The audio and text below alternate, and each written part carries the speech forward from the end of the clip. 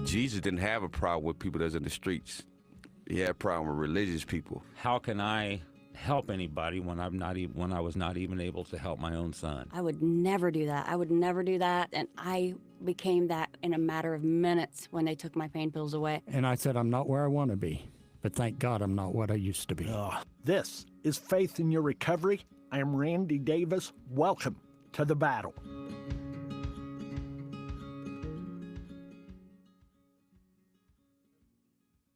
Hello, and welcome back to Faith in Your Recovery podcast. I'm your host, Candy, filling in for Randy today.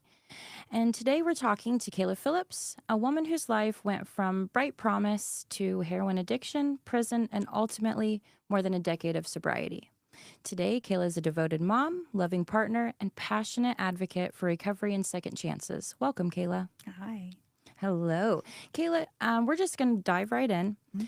So for the listeners meeting you for the first time, can you give us a snapshot of your life growing up before addiction came in the picture?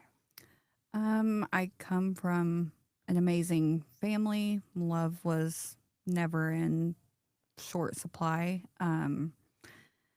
They put me in sports at a super young age, which I loved. Our family has just always been super close. And yeah, before my addiction and really before the issues that I had with mental health started, I mean, it was kind of a normal, typical family. Okay. But yeah, those two things put kind of a roadblock within my relationship with them for a long time. Okay. So, you mentioned having a loving family, mm-hmm. and you've alluded to having some, opportunities. Mm-hmm. What were your dreams and goals as a teenager? I love playing sports. I was really good at softball and soccer. I wanted to go to college and play. But an arrest that happened when I was a senior in school kind of put a stop to really all of that. Okay. And I would say when I started kind of having issues with my mental health, that almost created like an identity crisis with me, and I didn't know what I wanted to do, what I wanted to be.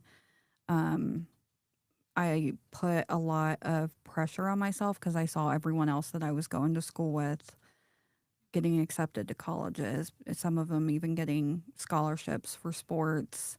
And then I was kind of on the outside dealing with depression and stuff. So that's kind of where that turned a little bit. I would say it was my junior year or so.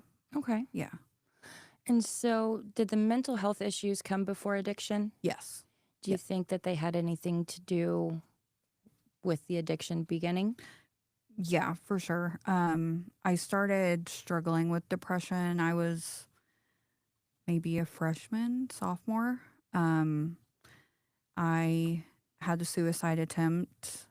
I believe it was my sophomore year. I didn't tell anyone about it for a while. Ended up telling my parents. They acted quickly. I went to a behavioral center. That was one of the first times I went to one, and was diagnosed with manic depression and bipolar. Was put on medication, went into my senior year. The meds helped, the therapy helped. I felt like I was kind of turning a new leaf with that. And then I had a second suicide attempt that was almost successful and had to go back to the behavioral center. I was a senior at that time. Wow. And right after I got out of the hospital and moved out of my parents' house was when the addiction kind of took over. So to start off all this mental health issues, mm-hmm. was there a certain event that happened that kind of started everything to snowball? I would say I mentioned before just kind of like an identity crisis. Yeah. Like I didn't know what I wanted for myself at the time.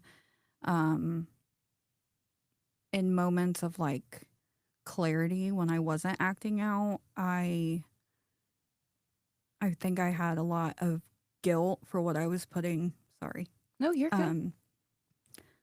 I had a lot of guilt for what I was putting my parents through, and it was just a cycle. Like Okay. I would be okay, I would realize what I was doing, kind of self-sabotage, then fall into a depression, and then once the addiction started, that was just another piece to the cycle. Okay. So, So the bio that you had turned in said Mhm. that your addiction actually started from getting a prescription from your doctor. Yep. And can you share about that? yeah, so I got my first kidney stone. I think I was like 13 years old. Oh, I wow. had to have it like laser removed. It was so large. So I had like a history with him. Okay. Around my senior year and maybe even afterwards, I was getting them quite a bit and like kidney infections. Went to the urgent care in town, and a nurse practitioner there just that quickly started prescribing me Percocet. And I don't really remember like when I became dependent on them per se. I know it was pretty quick. Okay. I think I just had that personality, and I was also trying to numb kind of all the feelings. And um it So, sorry, No, I you're just okay. want to jump in. So, did it start out as you were using the prescription appropriately Yes. as you were told, Mhm. and then what? Did it just stop giving you some sort of physical relief, or did it stop giving you a high? What made you start? Did you start to abuse them Yes. eventually? Okay. Eventually, yeah. I think it was a few factors played into it. I think my body kind of realized that, oh, I don't feel that great when I don't have them anymore, Yeah. paired with kind of the crowd that I was hanging around with at the time. I hadn't been introduced to a whole lot at that point, but the people that I was around were abusing pills. Right. And I saw how easy it was. But initially I was taking them like as they should have been. Mm-hmm. And then, yeah, I saw how, You weren't feeling that great, yeah, and now how you could feel better. yeah. Makes And sense. it was right in a bottle. So, Right. and then it was very easy for me to continue going back to that doctor Right. and getting a prescription. That nothing was ever checked. I was never scanned. I just could get them at any time that I wanted. Okay. Yeah. And so, looking back, did your loved ones see any signs with this prescription? Any kind of abuse or any kind of signs that this was going to lead to a bigger problem? I don't know at first. I mean, like especially now that I'm a mom now, I'm sure my mom always had a gut feeling, and my dad too. I moved out before I was even graduated, and Do you think that was a good choice? absolutely not. Okay. No. Just curious. Just No. curious. No. I wanted the freedom. I wanted to be able to do what I wanted, but it was a horrible decision. And I'm sure they had feelings. They probably knew, but it took me around like 9 or 10 months to admit to my parents, hey, I have a problem with these pills. I Wow. don't know what to do. I ended up moving back in with them when I admitted it to them. I think I had just turned 19 maybe. And I think they did all that they knew how to do at the time. But I think I was already on a path where nothing was really, I wasn't ready to be done. So, Okay. but So, with that, so in the early onset of your addiction, mhm, how did that impact your mental health and your relationships terribly, at that time? terribly. It was just always kind of a cycle. Like any time that I would run out of pills, not have anything, I would go into withdrawal. Then I would go into depression. Then I would try to find something to kind of numb it all. And it was just a circle that started. So, is that how heroin comes into the picture? Yes. Yeah. Okay. Can you tell us a little bit about that? How did you make that jump? What happened? So like I said, about 9 months after kind of that first run with the pill addiction, I moved back in with my parents. I ended up moving back out within like 3-4 months. I did really well in that 3-4 months. I had a job.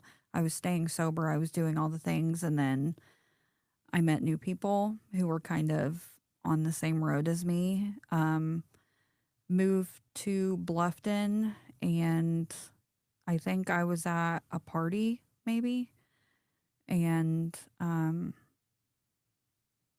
they're not around anymore, but Opanas were a huge thing back then. Okay. And I started doing those, and that was pretty much a pill form of heroin.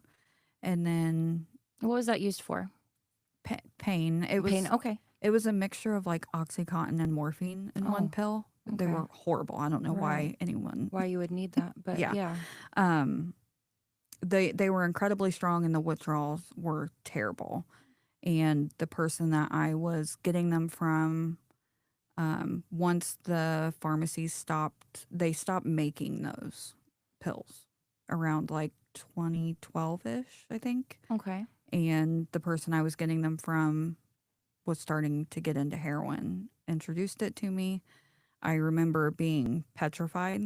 Right. I had never seen it before, had never seen anybody do it before, besides like movies. Yeah. And I think I always thought in the back of my mind, I will never be that.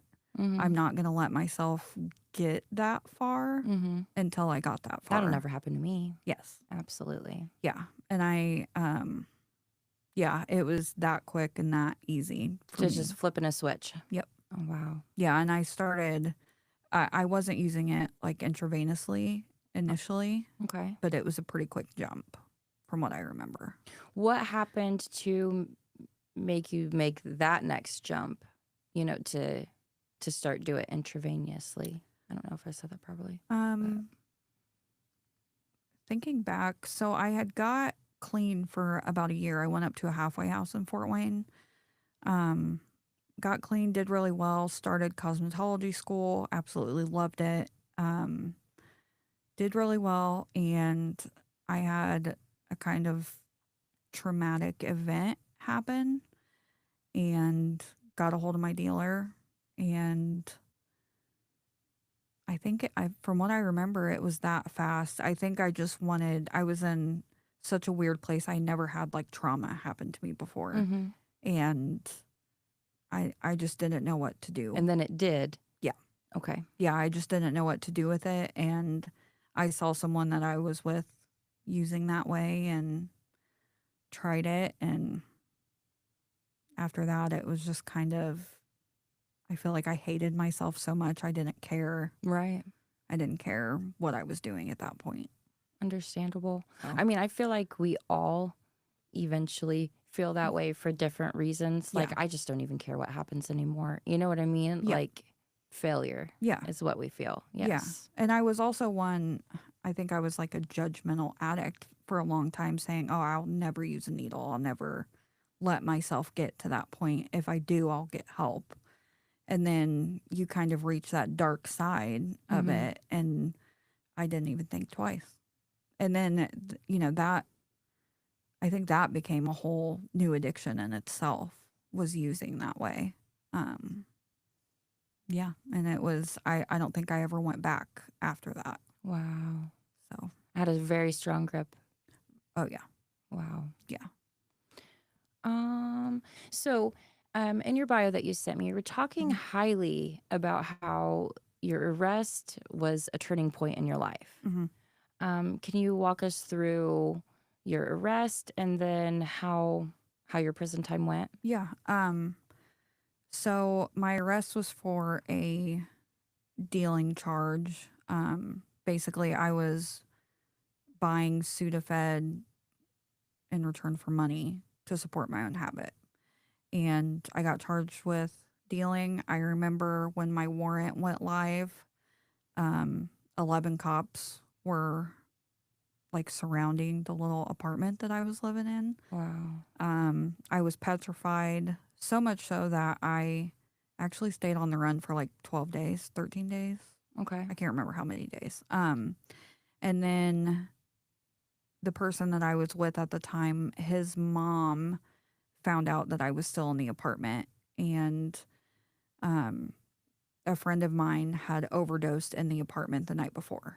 Oh. EMTs were called. It was a whole thing.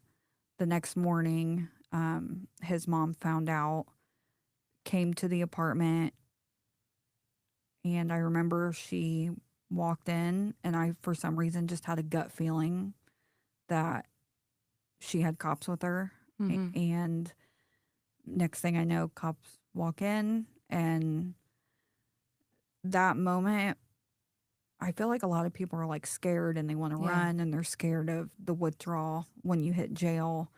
It was relief Wow. for So me. instead of hating her, you Oh, know, yeah. instead of this being her fault, Yeah. you felt relief hmm whenever you saw whose company she had with her. Yeah. Yeah. I was relieved. I, at that time was to the point, I mean, I was praying for the last shot to be my last. I Yeah. was praying to die. Yeah. Sorry. It was just dark. So when I knew that it was over, I hugged her. I wasn't angry. Um, the cops were actually really kind to me, and just gave me advice on like how to try to Proceed. stay okay in Yeah. jail. Yeah, it was relief for me. I was petrified because I didn't know how much time I was going to face. So Mhm. that was a tough aspect of it. And my parents always told me they would never come see me in there because they didn't want to make it okay, Mm. which at the time it made me sad because Yeah. I came out of my fog, right? And I miss them terribly, but looking back, like that's the best thing they could have done. I remember going through the withdrawal in the holding cell, and for whatever reason, it was hardly anything.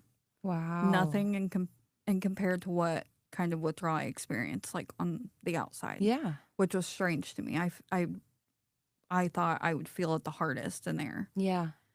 and I wonder, was that relief still? Like I knew this was going to be it. This was going to be the last time I felt it, and that made it somewhat more, Yeah. like easy to get through. I don't feel like my arrest was really kind of my wake up though. I got sentenced to, I can't remember like my full sentence because I had two different charges, but I ended up serving 4.5 years total. Okay. My wake up point was kind of, I had done maybe 2.5 years so far, hadn't been in a program. I was starting to see like my out date approaching Mhm. faster and faster and faster. And I just kind of realized, like, oh my God, I'm about to be out soon. Then what? Then what? Am I going to die? Am I going to go right back to it? That's all I've known for the past 5-6 years, right? Yeah. So I remember sitting at Madison just thinking about that over and over again. What am I going to do? Am I going to have a place to go? Am I going to stay there? Am I going to relapse? And that made me push really hard to try to get into a program. I ended up getting sent to IWP in Indianapolis, and that's when I got into a substance abuse. I fought really hard to try to get in it quickly. What's And IWP? Indiana Women's Prison. It's one of 3 in the state Okay. for women's facilities. So, and I did their substance abuse program in there, and I truly feel like if I wouldn't have done that program, had the counselors that I did, I don't know that my life would be where it is now, just because of the lack of resources Right. within the system. So, having been there and Mhm. been through it, and as you just said, there wasn't much rehabilitative support in the system. So, how did you find your own path to clarity and recovery? You fought for it? Like within there, yeah. At the time, I mean, this was when I went in, it was 2015. Purposeful incarceration was just becoming a thing, and that PI was where the judge could sentence you to be put straight into a program as soon as you get to DOC. Okay. I didn't get that. And at that time, if you weren't sentenced to PI, there was 9 month to 1 year waits. What does PI stand for? Purposeful incarceration. Okay. If you weren't sentenced to that, you were waiting 9 months, 1 year, 18 months sometimes for a program because there was only one program within each facility. And while you wait, You just sit in Gen Pop and so how easy is it to get drugs in prison? so I did my first year at Rockville. Rockville is considered like max for women. That Okay, one, maximum security? yeah. Okay. That facility, I never even heard of really anything there. Awesome. So it's pretty. Now I stayed to myself a lot there, so maybe I was just ignorant to it. Mhm. I mean, people trading like medications was the thing, but things coming in from the outside, I don't think Wasn't a thing. wasn't a thing. No. At Madison is the minimum level security in Indiana. I did 2 years there. It was girls gone wild with an offense. And there. in Madison, that's where you did your program? No, I did the program at IWP. That was IWP, my okay. final year. Okay. Yeah. Okay. Yeah, Madison, it was very easy. A lot of the COs were bringing it in. Down there, if you had outside clearance, you could work out on road crews. So people would have their families doing drops and Yeah. would bring it in. I mean, it was everywhere. How did you stay away from it? It Was it possible? It was tough. It was tough, especially because the way Madison's set up, there's no getting away from it. Like it's all, one of the buildings is all open dorm. So you could have someone laying next to you who's nodding off Yeah. the entire count time and it's triggering. Or like out on work crew where you see them sneaking off and you know exactly what they're doing. Right. It was hard to the point, so much so that I ended up punching someone in the face, and I knew the person that I hit, it would get me shackled out to a different facility. I did it solely for that purpose. To get out? To get out. And that day that it happened, I was shackled and immediately sent to Indianapolis. Looking back, it was the best thing I could have done for myself because I don't know how much stronger I would have been in Madison had I stayed any longer. Right. Especially at that time, it was just, there were things getting in nonstop. So, yeah, I did it intentionally. I mean, if I could see that girl again, obviously I would apologize and say, sorry, I used you for that. But Right.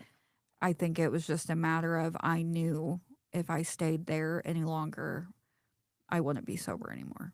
Looking back at that and just thinking about it, do you Mhm. think she would understand? I think so. You know, Especially if I could like sit down with her and say, this is why I did it. mhm, You know, she was really close with the warden, so I knew that that what it that would would get get you. me shackled out. Yeah. Yeah. I mean, I wish I could apologize to the girl, but ultimately I didn't see any other way out. Yeah. Unless it was something that would get me like a whole separate charge on the outside, which obviously wouldn't be Was worth it going to it. help? Yeah. So, yeah, that's what I did. I went straight to IWP. I had to do time in Locke when I first got there. And then got straight into the program. I begged one of the unit counselors while I was in lock, listen, I have a year left. I need a program. I don't care what it is. And I need a program with a decent therapist that I can talk to. Yeah. And I don't know if she pulled strings. I don't know if it just happened the way it did because it was supposed to. Mm-hmm. But yeah, I went straight from lock to their substance abuse program there. So can you tell us a little bit of what that looks like? What's your day to day after you're in the program? That one actually kept us pretty busy. We had groups. They were kind of like classes. They did what was it called? DBT therapy. Mhm. They did that. What's the other one? CBT? That one and one that started with an M. We did those a lot. MRT? Yes, we did those a lot. Those kind of filled our days, and then we would do NA and AA meetings a lot throughout the day. And then we all had like assigned therapists that we would have meetings with on a weekly basis. So Awesome. yeah, it was pretty good. Like I said, I think if I wouldn't have gotten to that program and the counselor that I had, shout out Amanda. I'm actually really good friend. She doesn't work there anymore, and she saved my life. Honestly, they helped a ton, and most of the people that I was in the program with that are out now are all still sober as Wow. well. So it's unfortunate that she doesn't work there anymore. It is because I know she saved a lot of people, but I'm sure there's still that Good program. ones. Yeah, that program, especially in comparison to what I had heard of the substance abuse program at Madison, night and day difference. And what So, was Amanda? she was I think she was just like a mental health counselor. Okay. Yeah, I think that's what Awesome. she was amazing though.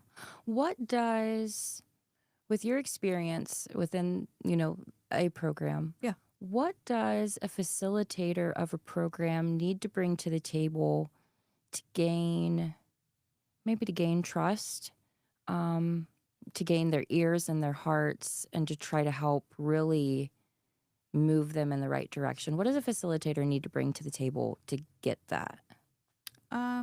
I think the number one thing would be having kind of the strength to call people on their crap. I Okay. think that is, especially within like a facility like that. Mm-hmm. When people become institutionalized, it's very easy to manipulate and just kind of walk through the motions to get a time cut. That's Yeah. why a lot of people do those programs. Yeah. So I think as a facilitator, kind of being, knowledgeable of that, Mm-hmm. being able to call people on their crap, and being able to also acknowledge when someone maybe isn't ready. Yeah, I think that's important too. Absolutely. Because You can lead a horse to water. yes, But but you you can't can't- force it to drink. Absolutely. Yeah. And being like on having worked in a facility myself, like since then, as a facilitator, you can be as educated, as experienced on your own. But if someone isn't ready, then they're not ready, Right. So Absolutely. knowing those things, I think, would be useful. Okay. Yeah. What were the biggest challenges upon re-entering society after prison? A lot. What had changed? Was it like, holy moly, there's huge cell phones now? You know what I mean? Or Yeah. what was it? What was your biggest, like, oh my gosh, this is real? I would say getting used to a cell phone was weird for me. But I can't really remember I would say the biggest thing for me was just like being around a ton of people again. Like going into Walmart, I would have panic attacks Yeah. initially. That, and just I don't feel like the system really sets you up for success when you're coming home. And having that stressor was tough too. All the probation fines, court fines, on Yeah. top of having to get a job, find your own place, rebuild your life. That was probably the hardest thing coming back out. Okay. Yeah. What role did faith, community, and support groups play in your sobriety after getting out? I would say it was huge. I leaned a lot on my family the most. They let me come back home when I got released. They found me an apartment, set me up, paid the first month's rent, Wow. and kind of told me, now the rest is on you. Right. You've got to learn how to do this again. And again, it was the best thing they could. It forced me to kind of stay on the straight and narrow, Mm-hmm. but I also leaned on them a lot when I was triggered, when I was struggling. I was doing a lot of like online NA and AA meetings at that time too, so that Mm-hmm. that helped a lot. So, Wonderful. yeah. Wonderful. So I have heard that your greatest accomplishment is your son. So Yes. can you tell me how motherhood has shaped your recovery? I just look at him and I can't imagine ever being anything other than what I am right now to him. You know, when I was in my addiction, I was barely a shell of myself. He motivates me daily to be the best for him, to be the best for myself, because I can't be good to him if I'm not that, Right. right? So, yeah, I see him and I see something that I've done right and done perfect, and motivates me to continue to do that. Keep going. Yeah. Yeah. What misconceptions do people have about parents in recovery? Ooh, that's a good one. Can I tell you like a little short story of what happened when I gave birth? Yeah. So Hudson was born at 33 weeks. I had an issue with my placenta and my umbilical cord. So I had to get a cesarean early. He spent almost 3 months in the NICU. While we were in the NICU, we ended up having a surprise visit. I was there by myself. Jason had already, he had to return to work. I was there by myself. He was about to get extubated. He was on a ventilator for almost 2 weeks, and a CPS agent came into Hudson's room For what? claiming that his umbilical test results, because they test the blood Yeah. of their umbilical cord, claiming that there was like a positive for marijuana in his thing. And I remember I don't think I even knew what to say at first, because I had my umbilical cord results on my chart. Yeah. And I told her, I was like, I've been sober almost 9 years in April at the time. And the nurse that was in his room that was taking care of Hudson that day, she even said everything about her recovery up to this point, every drug test she's ever submitted to, and her umbilical cord results are in our system. She does not have a positive result for anything. Long story short, because they tried to investigate us. Yeah. Come to find out, it was a nurse that called on me for my past and made a false report to CPS because she didn't think, because of my past, that I would be a fit mother. So whenever I say what's misconception that people have Mm. about parents in recovery, Yeah. so basically I think what you're saying is recovery is possible. Yeah. Like, holy moly, that's crazy. Yeah. That one person, I think, saw, because I've always been honest with my doctors up to this point about my history, my Yeah. sobriety up to this point, and I think some people maybe just assume that change isn't possible, or Right. that, well, if you're an addict, you're always going to end up going back, and a child doesn't need to be it's discriminatory. Yeah. Is what it is, and it's unfortunate that that still happens. Absolutely. Yeah. Now that case obviously was like very quickly closed out, which obviously I'm happy about. We proved everything we needed to, but Yeah. it was just an unfortunate layer to it all that I was treated that way for no reason. Right. So, My last question, we're getting close to the end here. Mhm. So, what motivates you to speak out about prison reform and recovery? just having gone through the system myself, I saw how little resources there are within the system. I saw, like I said, how they don't really set you up for success, or they didn't at the time. I came home in 2019. So I think just making that more of a conversation, getting more resources within the system, Yeah. because those statistics are high of how many people within prison are there for drug charges and Right. who are addicts. So I think the support needs to kind of match that. And then just, advocacy. Addiction doesn't discriminate. And I think the last Right. 10 years has kind of proven that it will happen to anyone. It can. And, it doesn't have to be a stigma. In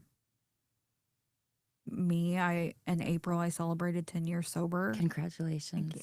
And yeah, it doesn't have to be something that people are embarrassed about. It's just a journey, and It's just another illness. it is, and it can, yeah, I think that it needs to continue to be talked more. It's gotten better, Yeah. obviously, even just over the past 5 years, but just continuing to make that conversation to bring awareness to it, I think is really important. And I think it could prevent deaths from Yeah. happening. Absolutely. So. So, I kind of lied just now. I am going to ask you another question. Okay. But what I'm going to do is I'm going to say thank you so much for sharing your powerful story. Your journey from addiction to over 10 years of sobriety is a reminder that no one is beyond hope. Yeah. And I guess I challenge the listeners that if this has encouraged you, to share it with someone who needs to hear it. And for more recovery resources and stories like Kayla's, check out the rest of our previous episodes on YouTube. And then, Kayla, I would like for you to close us out. Oh, and I want to say stay in the battle, keep your faith in recovery. And now, Kayla, can you close us out with just talk to somebody who's listening and they feel that they're stuck in addiction. They feel that they are hopeless. Maybe they don't deserve hope. What would you say to them? Yeah. I would say, I've been there, and don't be afraid or embarrassed to reach out to someone for help.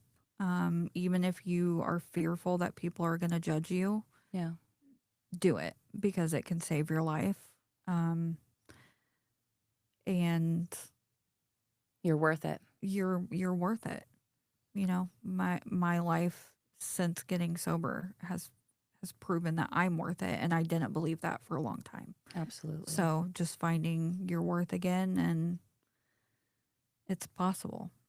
And it probably seems dark and impossible within the moment, but it can happen, especially if you truly, truly want it. Absolutely. So Good. Yeah. All right. Well, thank you so much for joining us. thank you for having me. Thanks for tuning in. Don't forget to stay in the battle and keep faith in your recovery.